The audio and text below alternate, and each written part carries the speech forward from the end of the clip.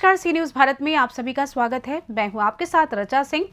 खबर महाराष्ट्र से है, जहां बीते दिन शिंदे गुट के पक्ष में फैसला आते ही थाने से सटे मुंब्रा में शिंदे गुट के नेता राजन नारायण किने ने मीडिया के सामने अपनी खुशी जाहिर की और कहा कि आने वाले 2024 विधानसभा चुनाव में अगर पार्टी की तरफ से मुझे टिकट मिला तो मुंब्रा में बड़ा बदलाव आएगा और मैं चुनाव लड़ूंगा। आगे क्या कुछ कहा मुंब्रा शहर के चर्चित नेता राजन किने ने, आइए देखते हैं। आपके पार्टी के पक्ष में फैसला आया है, शिवसेना शिंदे गुट के पक्ष में, इस बारे में आपका क्या कहना है? क्या है कि कल जो आमदार अपात्र का जो फैसला था वो सुप्रीम कोर्ट ने हमारे महाराष्ट्र राज्य के विधानसभा अध्यक्ष नार्वेकर साहब के पास वो फैसले का ये दिया था, अधिकार दिया था और उन्होंने कल वो फैसला सुनाया और उन्होंने फैसले में ये कहा कि खरी शिवसेना ही एकनाथ शिंदेची थी और वो जो सच्चाई थी, जो एक सच्चे इंसान थे, जो बाला साहब ठाकरे और हमारे धर्मवीर आनंदी साहब, इनके विचारों को लेकर के जो शिवसेना थी वो शिंदे साहब की शिवसेना थी और उनको जो मिलना चाहिए था तो उनको ही मिला।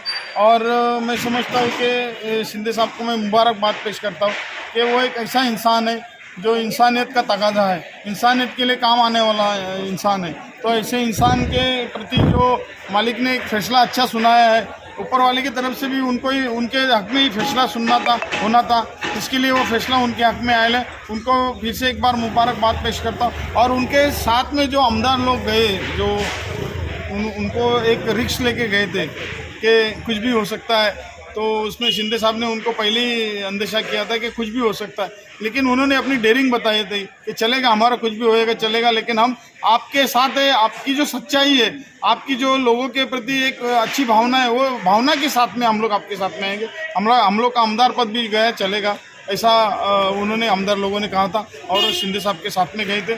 शिंदे साहब को ये जो शिवसेना का पूरा पद है, पूरा चिन्ह है, पूरे जो आमदारों का अपात्र का जो प्रश्न था वो पूरा सॉल्व हो गया है और मैं शिंदे साहब को मुबारकबाद पेश करता हूं। दादा कल अपोजिट जो पार्टी है उन्होंने आरोप भी लगाया कि पहले से ये फिक्सिंग था, तो आपको लगता है ये फिक्सिंग था?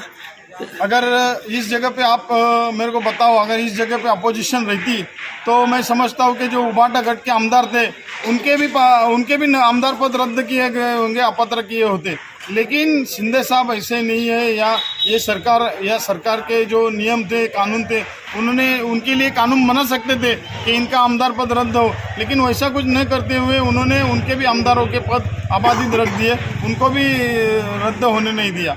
अभी तो मालूम पड़ेगा ना, जब अपोजिशन तो कुछ भी कहती है, ये यहाँ पर उनको कुछ काम ही नहीं है मुंब्रा में। राजन दादा, एक आखिरी सवाल, जैसा कि आपने कहा कि आमदारों ने शिंदे साहब पर भरोसा किया और उनके साथ रहे, बहुत बड़ी जीत हुई है, कल चिन्ह आपको मिला है, आपने भी शिंदे साहब पे मुकम्मल तौर पे भरोसा किया, तो क्या अब हम लोग मान लें कि शिवसेना की तरफ से मुंब्रा में अगला चेहरा मिलने के लिए? राजन दादा, मैं तो तैयारी में हूँ, मेरी तैयारी कर रहा हूँ।